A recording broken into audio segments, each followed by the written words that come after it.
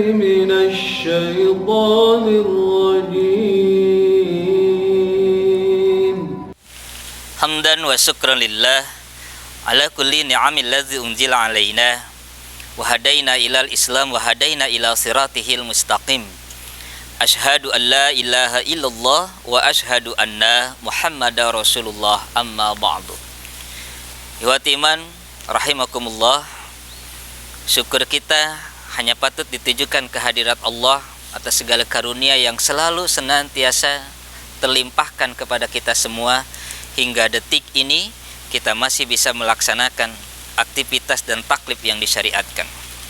Ikhwati iman rahimakumullah, di kesempatan kali ini kita akan mencoba mengkaji tentang tafsir surah An-Nasr.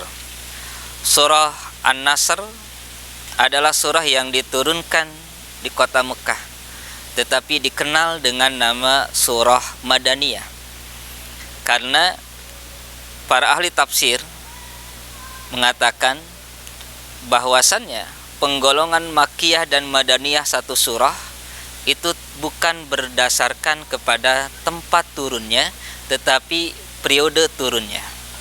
Surah An-Nasr ini diturunkan oleh Allah pada saat Rasulullah Shallallahu Alaihi Wasallam sudah berhijrah dari Mekah ke Madinah, sehingga masuk ke dalam periode Madinah, sehingga ada ahli tafsir yang mengatakan bahwa salah surah An-Nasr ini termasuk ke dalam surah Madaniyah.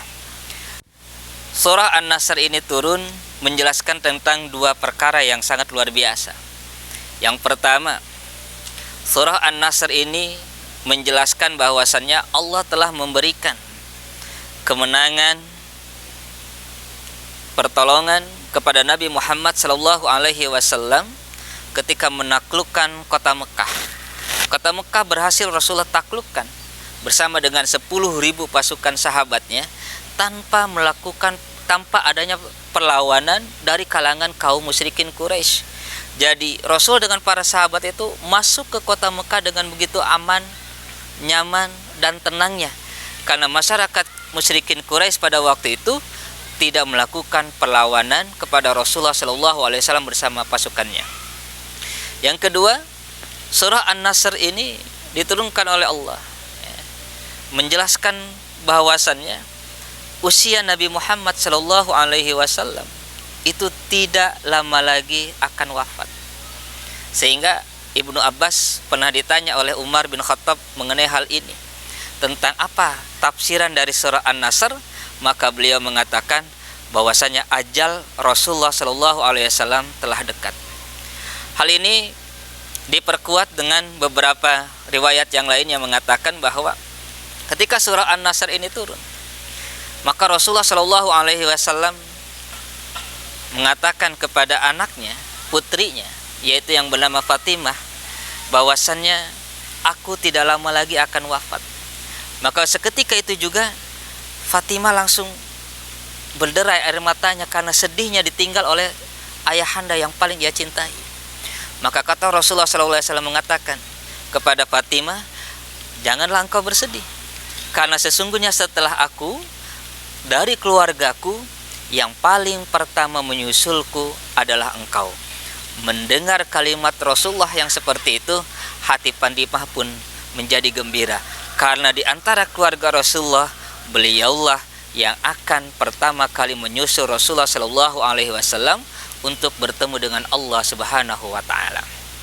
Ikhwati iman rahimakumullah, kalau kita coba ambil hikmah dari surah An-Nasr ini, sangat luar biasa kita bisa mendapatkan pelajaran yang sangat berarti dari surah An-Nasr ini. Di ayat yang pertama, Allah Subhanahu wa taala berfirman, A'udzubillahi minasyaitonir rajim. Bismillahirrahmanirrahim. Idza jaa nasrullahi wal fath. Apabila telah datang pertolongan Allah dan kemenangan. Kalimat pertolongan dengan kemenangan ini dua hal yang dipisahkan oleh Allah dalam ayat ini. Artinya, setelah adanya pertolongan dari Allah Subhanahu wa taala, baru di situ Allah berikan kemenangan. Maka kemenangan ada itu dikarenakan adanya pertolongan. Ketika Rasulullah berhasil menaklukkan kota Mekah, itu adalah al-fathu, kemenangan. Nah, kemenangan yang didapat oleh Rasulullah SAW dalam penaklukan kota Mekah tidak lain karena ada campur tangan pertolongan Allah Subhanahu wa taala.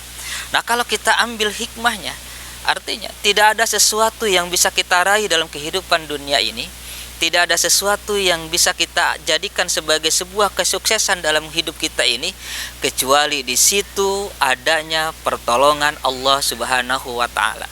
Karena manusia itu tidak memiliki daya dan upaya, la haula wala quwata illa billah. Tidak ada daya dan tidak ada upaya serta tidak ada kekuatan kecuali dengan Allah. Maksudnya apa? Tidak ada yang bisa kita kerjakan, tidak ada yang bisa kita lakukan sekecil apapun dalam hidup ini kecuali di situ ada izin Allah.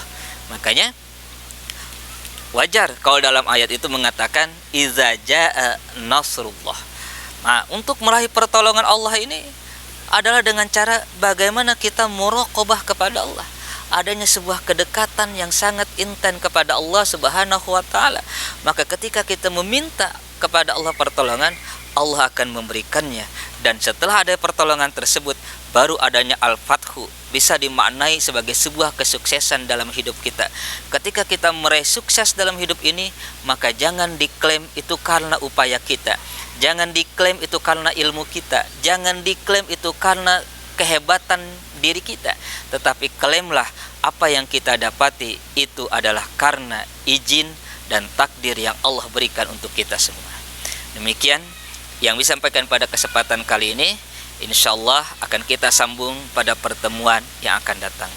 Assalamualaikum warahmatullahi wabarakatuh.